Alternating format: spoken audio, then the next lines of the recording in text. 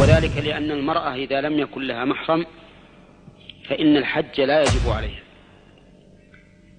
ولكن هل لا يجب عليها أداء أو لا يجب عليها أصلا؟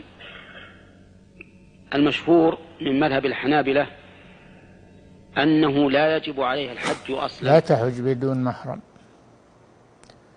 لا تحج بدون محرم، لا يجوز لها ذلك، لا بد من محرم. العلماء ذكروا عموما أن المرأة في مقابلة قول الله جل وعلا ولله على الناس حج البيت من استطاع، قالوا إن المرأة التي لا محرم لها تعتبر غير مستطيعة، فما لم تجد محرما فلا يجب عليها الحج. لا يجوز للمسلمة أن تحج بدون محرم. النبي صلى الله عليه وسلم قال لا تسافر امرأة إلا مع ذي محرم.